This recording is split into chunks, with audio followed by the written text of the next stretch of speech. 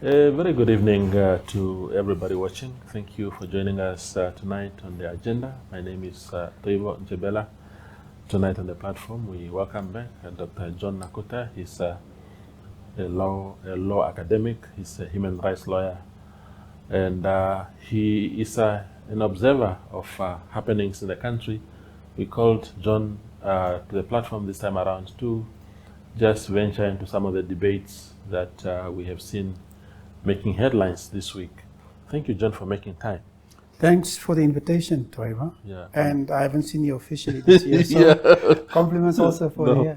Absolutely for you too, brother. Great. Yeah. You see, the new administration would have marked a year in office by next month, which is actually, time flies. Yes. I can't believe it's been a year already. Yeah, But what is your assessment of the new administration so far? Toiva, to be very honest, it's a very difficult question to ask, to be very honest. And politics aside, in my opinion, there's key. I would describe my impression with three words. Yeah. One that comes to mind is overzealous. Yeah. It appears that the leadership, they so much want to make change, understandably so. But then they come across as being overzealous in what they want to do. I'll give you a practical example. The implementation of the previously we were informed it would be free tertiary education. It was announced last year during the State of the Nation address. Without any prior consultations, without any feasibility study done, but of course there's a call to make tertiary education, understandably and rightfully so, accessible to a broader, but it requires consultation, participation of all stakeholders. As you introduced me, I'm a full-time law lecturer at the University of Namibia. 2 weeks ago, our new executive dean informed us, John, because I was asking a question about our student numbers. We were informed in the School of Law, for example. Like last year, we accepted about 150 students. This year, it's 210 students. Online, in addition to that, online students. Last year, we had in the range of 200. We were informed as of this year, your online student intake, our online intake would be 400. Now, for a small school such as this, and the rationale is that with the now subsidized tertiary education, the monies that would be received from NASFAF is directly linked to the number of students enrolled. So universities and higher education institutions are therefore under pressure to accept much more numbers of students. My question is, what does that do to quality of education? What kind of lawyers, in our instance, we are going to produce? So that, for me, shows overzealous. This is what I'm talking about. Taking decisions without really properly thinking it through and whatever. So that's one. The second word that comes to my mind is the issue of lack of participation or insufficient consultation and participation, as I've kind of said, in terms of these important decisions that affects the general public. So those are the kind of things, how I would describe or give my impressions about the new administration. Yeah. So in other words, you see it as the intent, because a lot of people have been talking about intentions being noble, but that things are not ventilated properly. Exactly. And therefore you have rush the decisions, which can actually hit a brick wall because things are just not well designed. Exactly the point. It's Yeah. a case of the proverbial expression of putting the cart before the horse. Yeah. Is it how it goes? Yes. It typically boils down like that. It's like, Yeah. come on, why don't?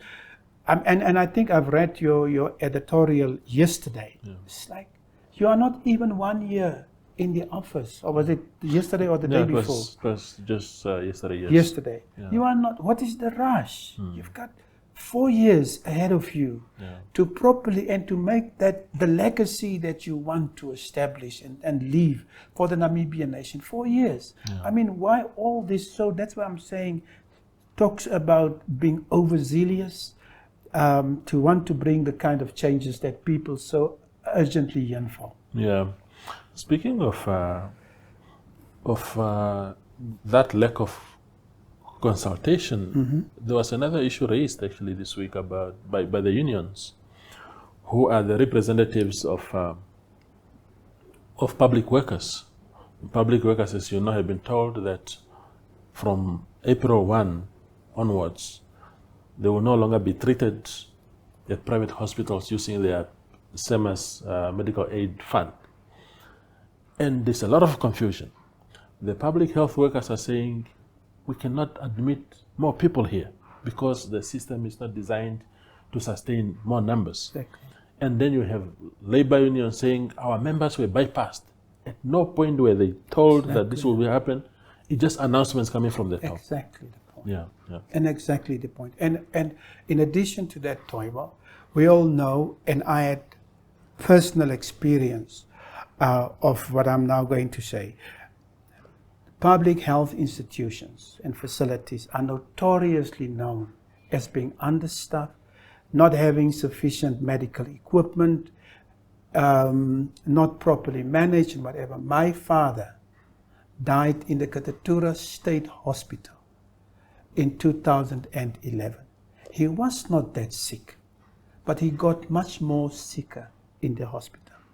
The same fate befell my mum, the very same hospital, in 2018.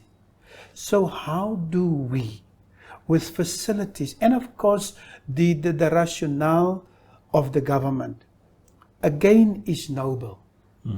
The idea of fairness, if other people can use state facilities, why not politicians and all these? So again, at facial value, it makes a lot of sense. But does the reality on the ground is something totally different. But that's not just all. Yeah. By also forcing, in my opinion,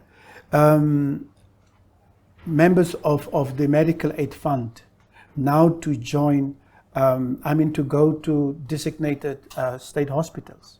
It's also a human rights issue. Yeah, because I wanted to come to that to say, can you dictate where I seek medical aid? Exactly. If my medical aid can cover the bill, Exactly. can you tell me that no, don't go to? Because I was saying to some friends this week to say, you have hundreds, if not thousands, of doctors in Windhoek, maybe some of them as private practitioners. Yeah. And when you decide as John Nakuta to say, I'm taking myself to the doctor or my daughter to the doctor, you don't put their names in a hat and blindly pick one. Exactly. It's because you know that doctor, his reputation is good and stuff like that. Now you are told no. It's like saying you only go to that doctor. So what you then say, it touches directly to the right and freedom of association. Yeah. I know this doctor, I've been experienced with this doctor, and that's why I associate myself with this doctor. And now with this regulation, state people that belongs to this would actually now be de-associated from the private medical. And is that right? That is very questionable. Yeah. I mean, is that fair? Is this justifiable? So this new regulation, or I don't know whether it's a regulation or whatever to call it, but it touches on the right to freedom of association. Yeah. It also touches directly on the right to freedom of choice. Yeah. It is my choice, as you've already mentioned. But most importantly and fundamentally, it touches on the right to human dignity. Yeah. Because the right to human dignity is definitely and directly associated with bodily autonomy. How do you force me now to go and make use of dilapidated state facilities where cockroaches are running amok, where rats are running amok? I don't want to be in, because it touches my human dignity. And Article 8 of the Constitution says that no one may be subjected to cruel, inhuman, and degrading treatment. So I'm saying this decision, again, that was not properly consulted. There was no popular participation involved in arriving at this kind of decision, can and should probably be challenged, because we must remind our leadership that the rights that our Constitution is giving us, they are not charities. It's not benevolence. These are rights that the people are having and that must be enjoyed and exercised. They are not there for the take. Yeah. There's somebody who made a very interesting comment on social media on the same subject, because the underlying principle, as we understand it, is that the government is promising to bring the standards of public hospitals to those of private hospitals, which I think is also almost impossible, because you see, Lady Pohamba and Mediclinic and all these private institutions, they are commercial, and they jacked up these standards so that they can also charge an amount of money. But be that as it may, people are now saying, somebody said, if you bring the standards up to that level or even just slightly below that, people themselves will just go voluntarily, because they know I am guaranteed a decent treatment there. It's not for you to throw them into the system first and see how it works. Because if I want to protect my medical aid balance, because sometimes it can also you can exhaust it. So I can say, this time around, because public hospitals are also good now, let me not go to Lady Pam myself, because the standards are already there. But now we are told, no, it is part of that vision. It's like almost using people as guinea pigs. Exactly the case. Holding people hostage. Yeah. Those people. In fact, what you're saying reminds me of, I studied in the Netherlands. And whilst I was there, and of course I was also having family relations with people in the Netherlands, the notion of private hospitals is almost non-existent. Of course they are there, but not like this, because the reason is that the state institutions provide quality service, because of course people are paying much more taxes, so there's money to invest in public institutions. We have neglected to invest in public state hospitals, the same like that we've seen the mushrooming of private schools. Yeah. Why are there? Because the bad state of private schools has given rise to the mushrooming of private. I mean, the bad state of state schools, I wanted to say, gave rise to the mushrooming of private schools. So we must address the problem, but yes, there's a need to address the problem, but do it systematically, efficiently, and with a long-term vision, not just abruptly. Yeah. I think that is, we are not in principle against with what the government is doing, but we said, please do it properly. Absolutely.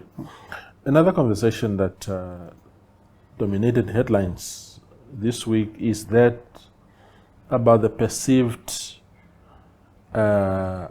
appropriation of powers and centering them on the president. Let's start with the bill now, the Petroleum Amendment Bill that gave rise to this speculation. It seeks to put the mandate of upstream oil and gas activities in the presidency, moving it away from the Ministry of Mines and Energy. And we have seen people like McHenry Venani saying, yeah, because ours is an executive president, whether the mandate lies there or even in the ministry, you still have the executive powers to preside over it. But the argument, I think, was that when things are centered with the president, some of these issues, the pace and the bureaucratic nature of that is now much better. Just like we had President Geingob having green hydrogen essentially in his office, he was championing that himself and stuff like that. What has been your view on that general conversation?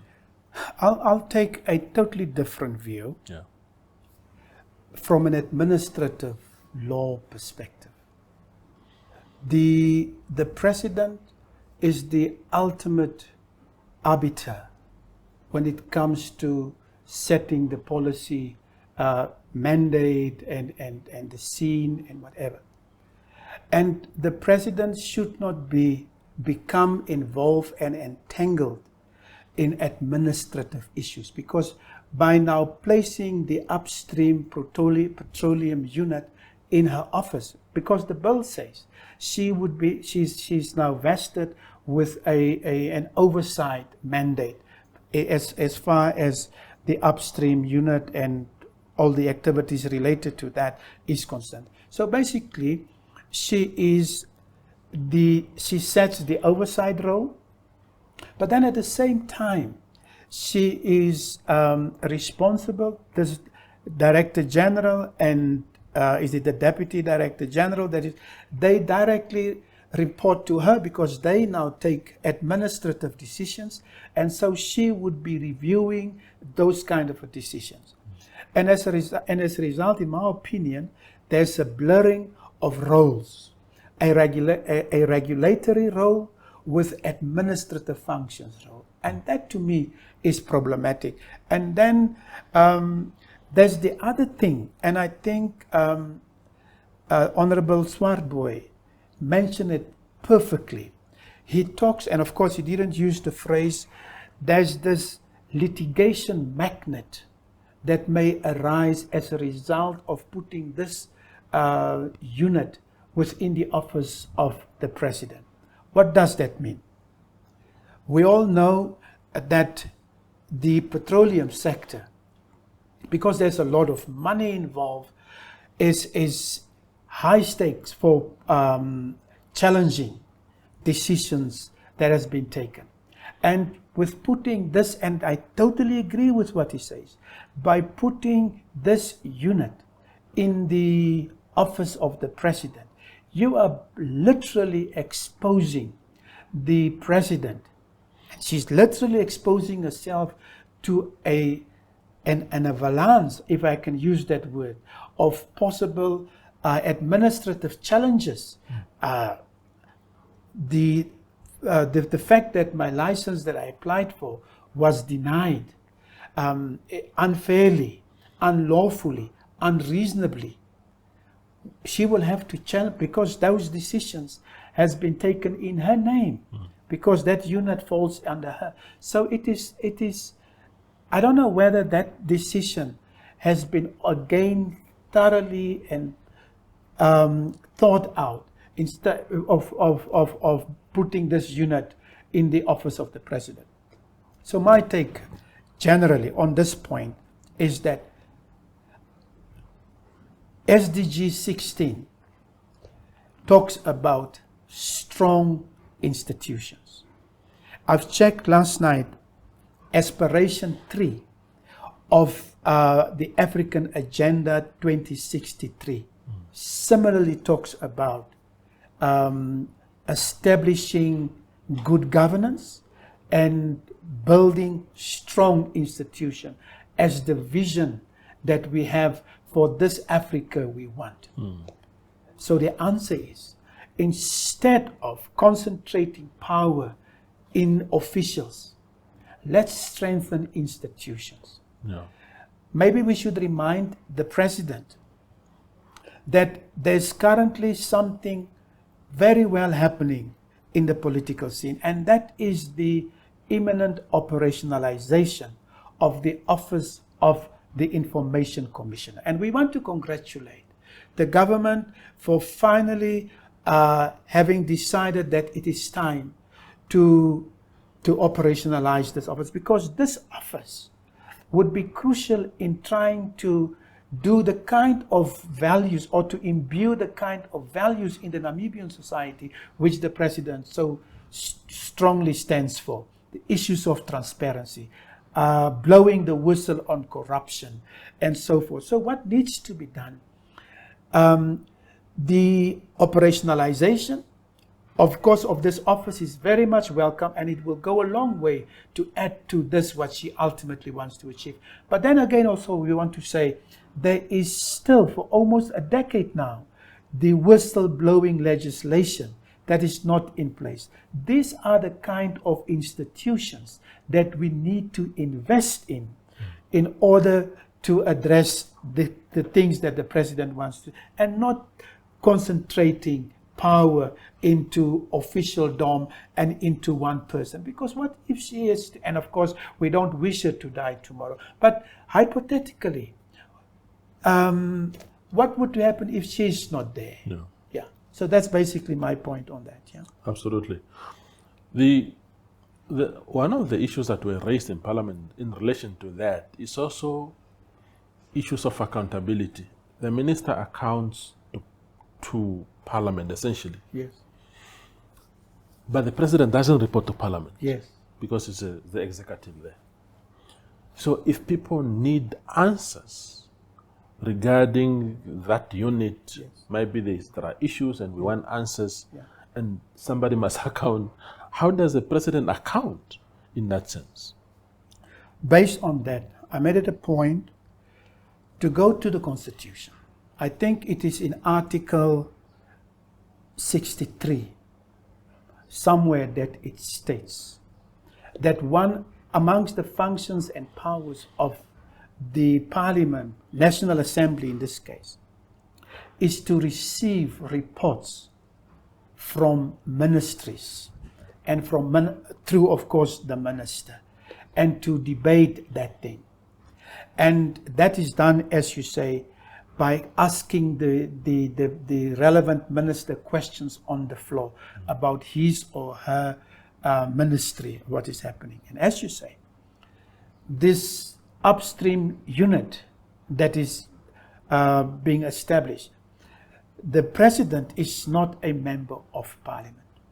The president is not a minister.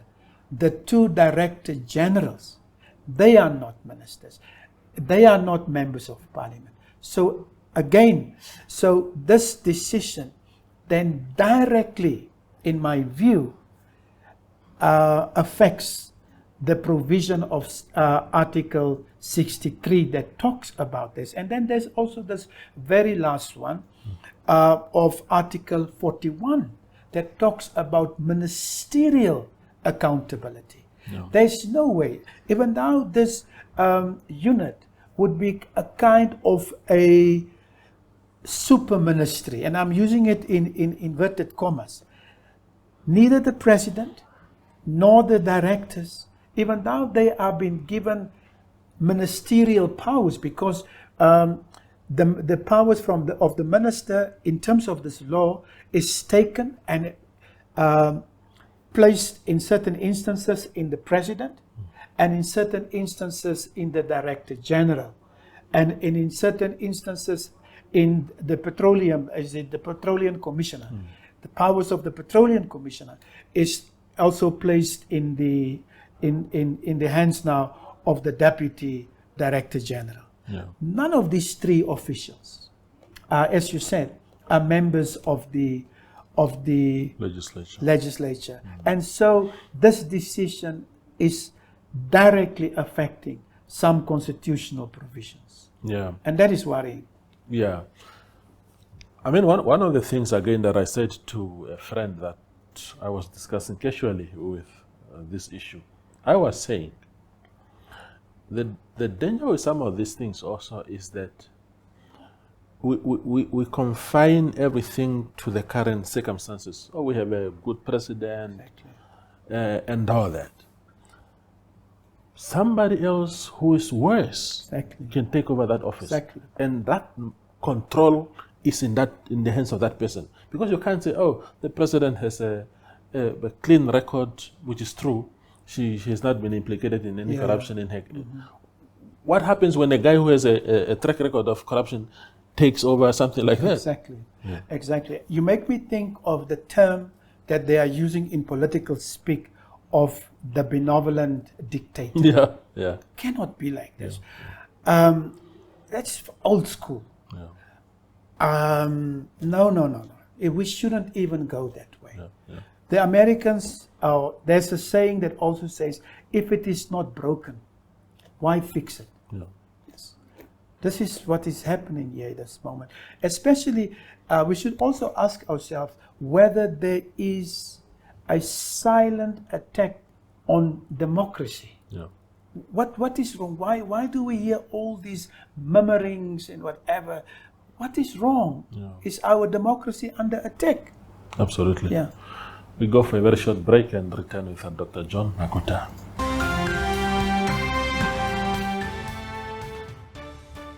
This is the agenda. We are, of course, talking to Dr. John Nakuta, who is a law academic, among many other things that he is. Now, you mentioned something, Doc, very, very important when you said whether there is a silent attack on our democracy. It ties in with my editorial on Friday, which says that I wrote that we must guard our voices.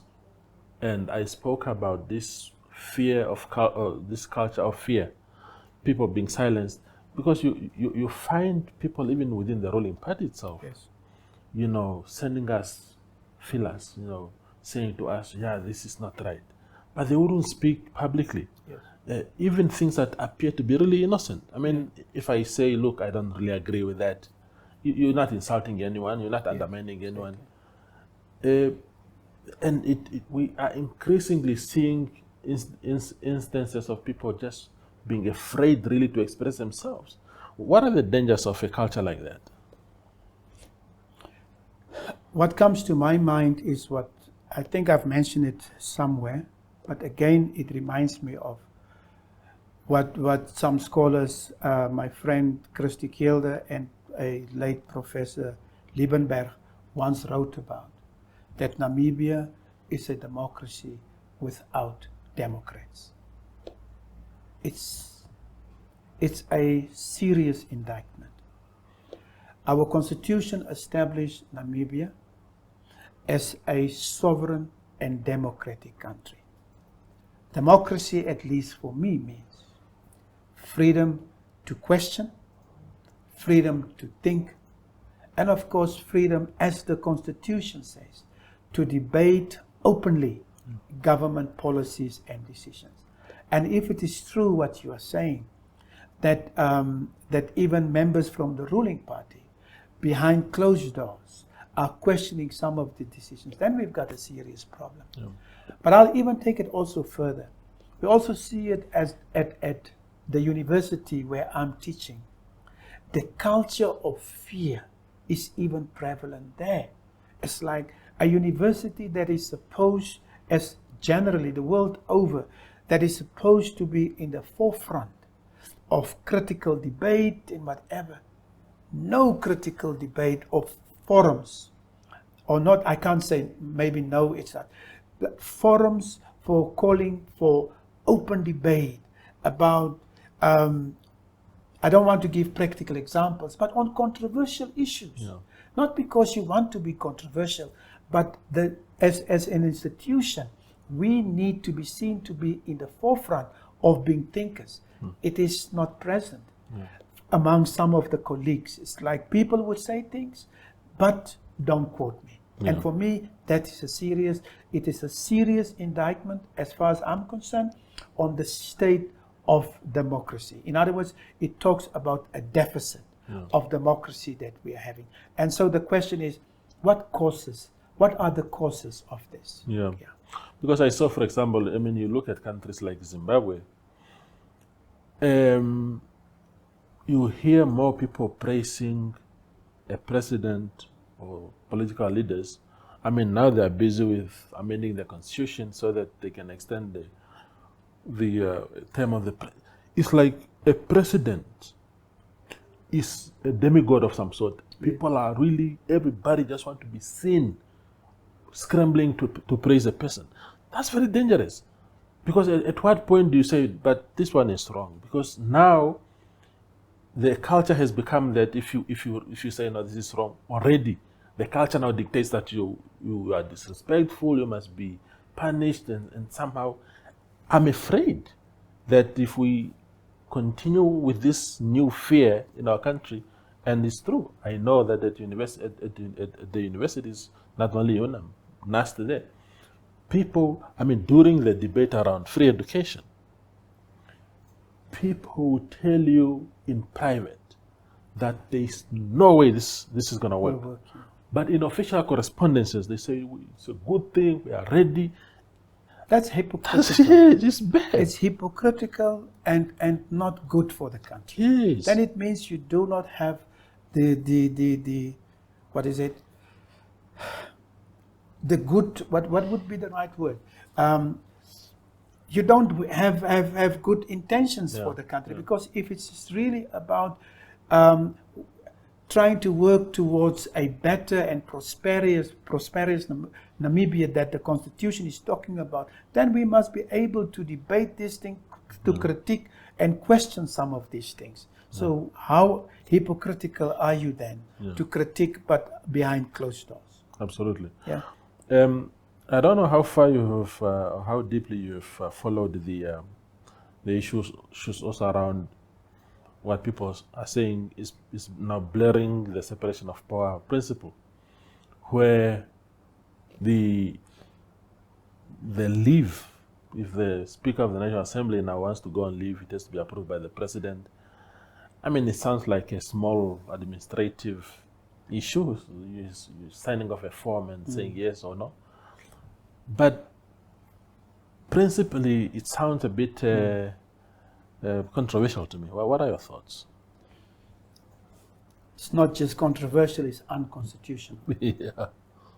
It is beyond just an administrative issue or an HR policy change. Yeah. The Speaker of the Namibian Constitution establishes 3 equal branches of the state: the executive, the legislature, and the judiciary.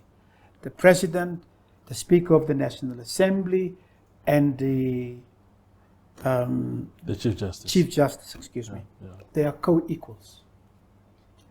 So, how can one co-equal get permission from another to go and leave? So it is not just an administrative issue. Yeah. It's touching on a fundamental principle entrenched and guaranteed in the law and in the Constitution, and that is of separation of power. Yeah. So the Speaker of the National Assembly cannot be, with that also, it really relegates the Speaker of the National Assembly to being a civil servant. Yeah. And the President being the CEO almost like this. Like, I must approve your leave. What does that say about the activities of the National Assembly? Yeah. So no, for me, that is also wrong. Because again, as was mentioned in the parliamentary debate that we've seen, what stops the President from asking the Chief Justice and any member of the Judiciary to get also leave from her? Why focus and concentrate so much power into officialdom? Again, it brings us back to the point. Yeah. Strong institutions as opposed to strong personalities and persons. Yeah. That is the vision of Agenda 2030 as far as the UN is concerned as for Africa, as I've mentioned, the Africa we want, and for good governance and democracy, building strong institutions and not strong individuals. Yeah, strong institutions. Speaking of that, John, we just saw this week the arrest of Andrew. Yes, his surname is very difficult now. Yeah. It was easy when it was just Prince Andrew. But his brother is the king. Exactly. But because personalities are not elevated above institutions, Exactly. the brother can only watch his brother being arrested. Exactly. And I was very, very impressed with the British. Rule of law. He is. Everyone is equal before the law. And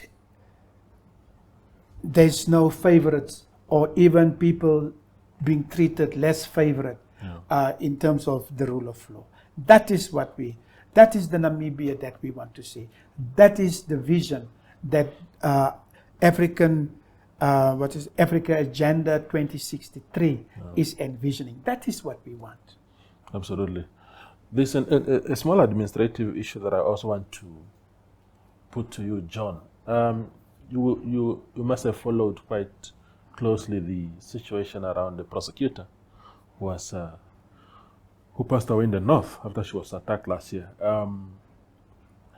And everybody sort of agrees, really, that this is one of the landmark cases in our country, given the nature of what transpired and the eventual meaning of an attack on the judiciary, intimidating officials and whatnot, which we cannot allow. We cannot allow our country to be run by criminals.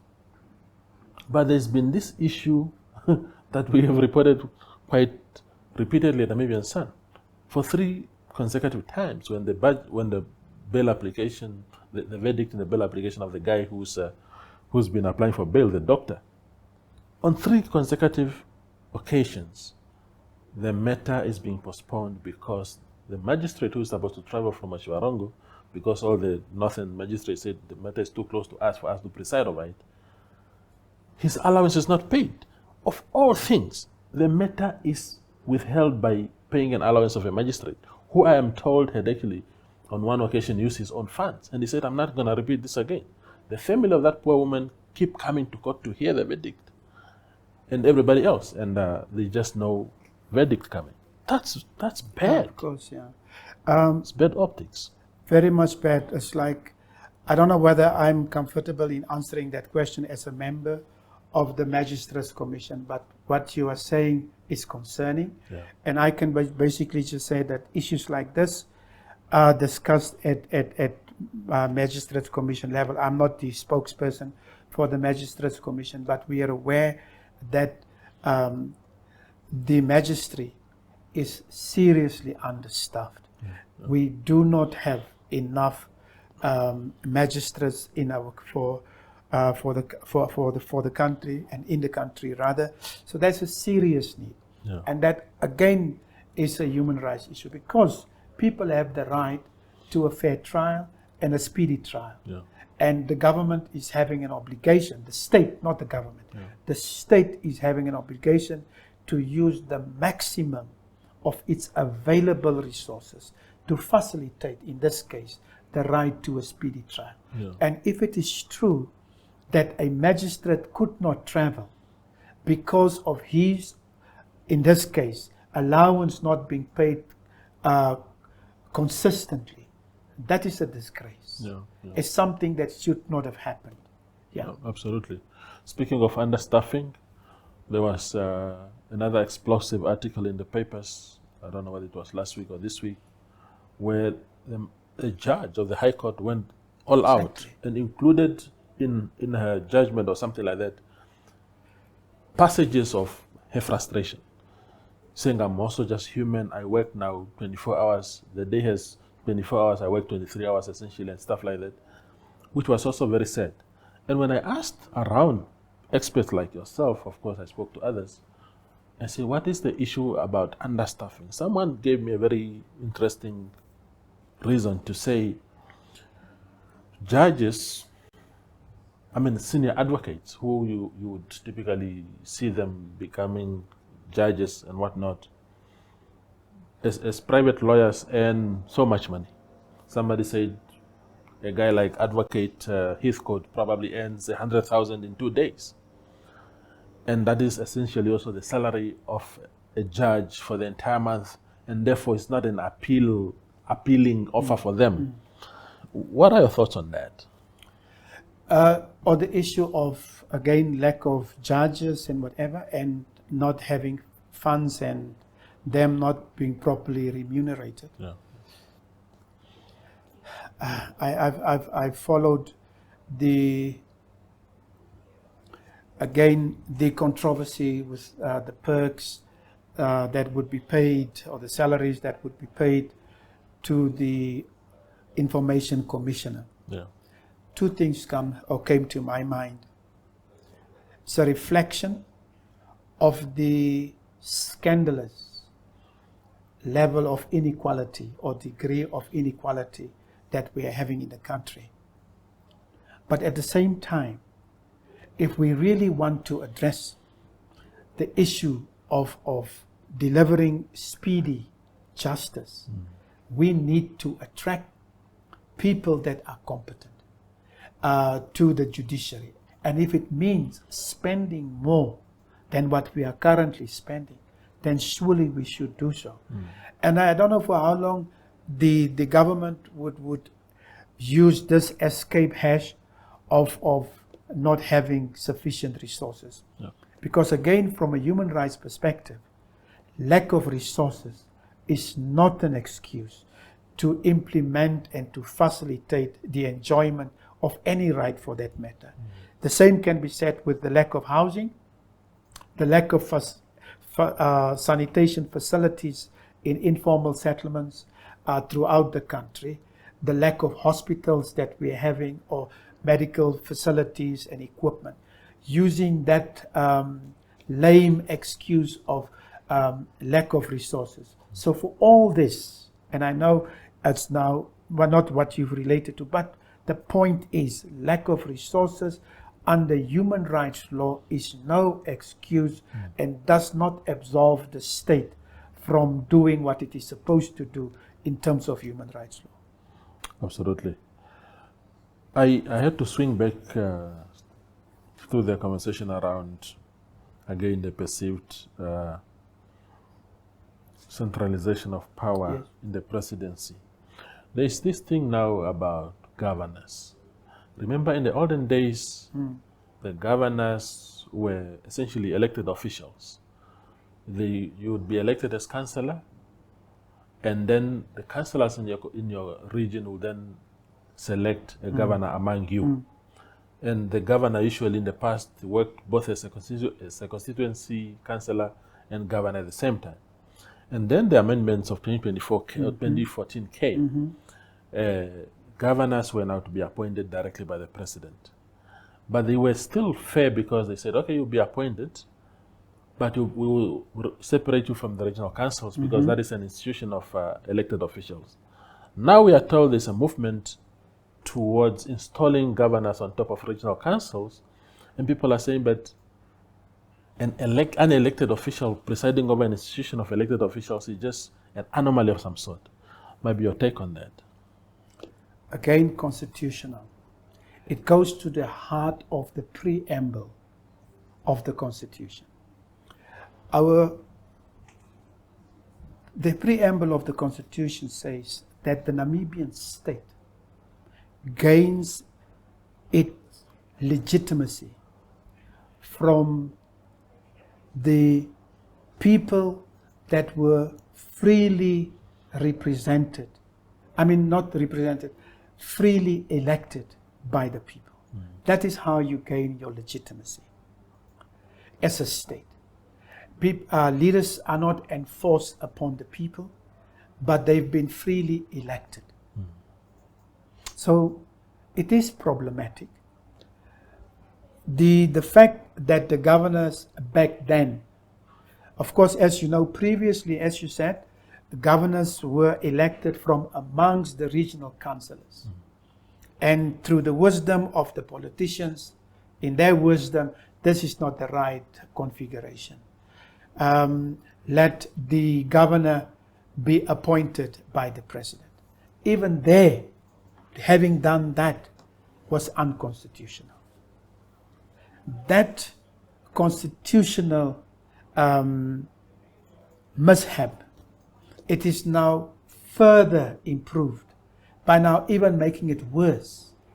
Now, even the regional governors will now report to the governors. Yeah. What is that? Two things comes to mind. The governor is the eye and ears, in the words of the late president, of the president and State House. Regional councillors are the voice of the people that elected them, that they've elected. So again, this, I don't know whether it's true, because again, we've heard, I honestly haven't seen the bill, and I would want to see that bill. Yeah. And if you have it, maybe please share it with me, but also make it a point to get it from the National Assembly. But it is serious. Yeah. This is what we're talking about, the attack, or the silent attack, Yeah. that seems to be there towards our democratic spaces and sphere democracy that we have in general. And that is serious. It is not a light thing that we can just take lightly and no, whatever the case may be, whether it's a regional councillor, governor. No, it touches at the heart of democracy. Yeah.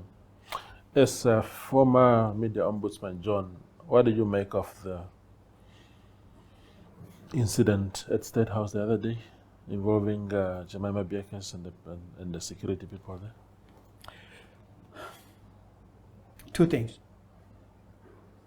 It was very clear from what we've seen that the president was genuinely on her way to go into cabinet. There's a general saying, there's a time and place for everything.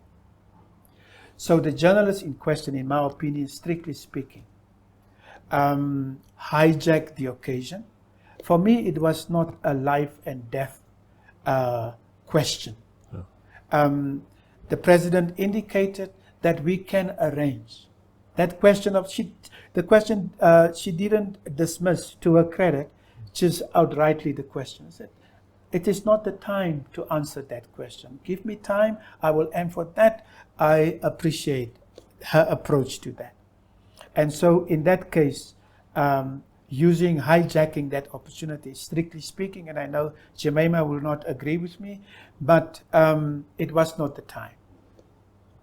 However, the manner Jemima was handled, yeah, that is, it flies in the face of media freedom, yeah, press freedom, and freedom of expression. Even though it was not the opportune time, she did not deserve, and in fact, no journalist deserved to be treated the way she was treated. Yeah. I've read that they even followed her up to some, gates or... Some gates, or even outside, totally out of, and that is wrong. Yeah. That is intimidation, that is harassment, and no journalist should be subjected to the kind of harassment that she was subjected to. So that is it's a blot on our very proud record, yeah, of media freedom, and I'm sure it would be reflected in the upcoming latest world rankings in terms of media freedom. So, and again, I can just concur with what retired Major General Shivikwa said in one of his opinion pieces in the New Era, I think this week or late last week. He was like saying, again, these people must be trained and educated and sensitized. Yeah. And I'm paraphrasing what he said. Should be sensitized in terms of how you deal with journalists. Yeah. They are not there. They are not a nuisance. It's a necessary evil, and it is part of the democracy that we've signed up to as a country. Yeah. In what way do you think the security agents should have handle the matter? Is it because there's this issue that, look, a reporter walking to the president in that way ought to be stopped because anything can happen. What if a person punches the president, for example? So it's their duty to make sure that the president is covered in that sense. But ejecting the reporter now, instead of just preventing her, ejecting her now all the way now, that is where they seem to have gone too far. They've definitely gone overboard in terms of what genuine concerns, and that we can't handle away. But maybe, I don't know to what extent, maybe you would know, do they have a guidance note, guidance practice note in terms of the media at State House, in terms of, so that journalists would know that this is how you should conduct yourself when you are in this kind of an environment and stuff. So as a way to make sure that you are doing what you expected to do. Do they have that? Sorry to ask the question. Yeah, I have no idea. What I know is that some people were saying, why didn't the presidential media team not intervene in those moments? And then there was this argument that in terms of reporting lines, there's no way a media guy can tell security agencies if they were reporting to them what to do, and therefore they wouldn't have taken instructions from these guys. But I think a general intervention to say, look, guys, I don't know, some sort of, because if a press secretary in the presidency, for argument's sake, say, guys, don't do that, don't do it that way, that is not imposing himself on them. It's just guidelines to say, So it remains. It was not. It's an event. It's an incident that could have been easily avoided. Exactly. Really, I totally agree. I totally agree. As far as I'm concerned. And I would just want to repeat again. Maybe it's time that they write down some kind or formulate some kind of guidelines that would guide journalists and on how to behave during press briefings at State House or at the office of the Prime Minister or wherever the case may be. This is how you behave. Absolutely. Yeah. John, thank you for your time. You're welcome. Would you mind to just quickly also allow me to just say something on the or maybe we did touch on it. No, we can expand on it. We still have 1 minute left. Yeah. There was this issue. No, but we did touch on it. I totally forgot because I take very strong exception with regard to we did with regard to the regional councillor and governor thing. We did speak about it. Yeah, yes, that's fine. You did justice to it. Thank you, John, for coming. You're welcome. Thank you very much. Thanks for the opportunity. Yeah, that's John Nakuta, Dr. John Nakuta. He is a law academic, a human rights lawyer, just weighing in on a number of issues that made headlines and conversations this past week. Thank you for joining us.